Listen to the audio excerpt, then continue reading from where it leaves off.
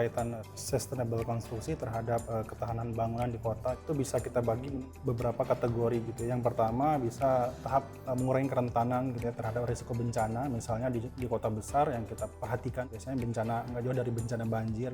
Terus lagi misalnya angin kencang. Nah, dari banjir tadi kalau kita kaitkan dengan sustainable gitu ya, atau dengan konsep green building, nanti biasanya ada penyebabnya apakah dari cakupan wilayah terhadap airnya, apakah penyebab dari lain gitu ya, apakah buang sampah sehingga menyebabkan mampetnya saluran, itu salah satunya. Terus lagi efisiensi energi, ketahanan operasional di bangunan kota besar biasanya bergantung pada listrik.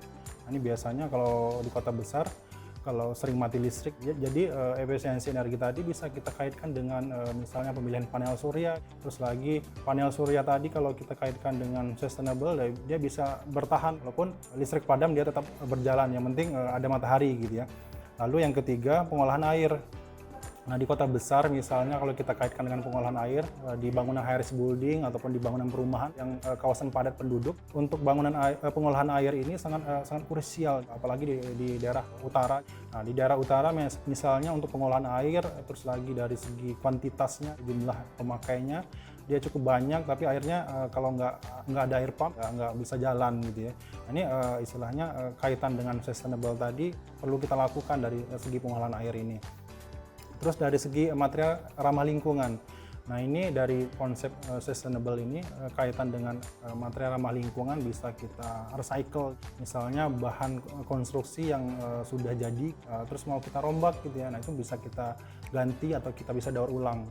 Terus lagi desain adaptif dan fleksibel gitu. Nah, di sini peran perancang di kaitan dengan sipil, desain adaptif di sini sangat erat sekali gitu ya, apalagi bangunan-bangunan yang berstandar gitu ya, biasanya harus di-approve di perizinan gitu ya. Nah, itu apakah dia standarnya terhadap jalan, terus lagi standar penghawaan di dalam ruangan gitu, itu perlu diperhatikan sehingga tadi ketahanan di dalam suatu rumah tadi bisa tersalurkan secara general, efisiensi manajemen. Terus lagi misalnya kita efisiensi dari penggunaan bahan-bahan limbah gitu, limbah plastik ataupun energi listrik bisa kita tanggulangin gitu ya, atau bisa kita hemat. Peran dari para engineer ini sangat erat sekali gitu ya, green building tanpa ada diaplikasikan secara massal, karena prinsip dasar ini dari hal sederhana sampai dengan hal kompleks gitu, kaitannya cukup luas.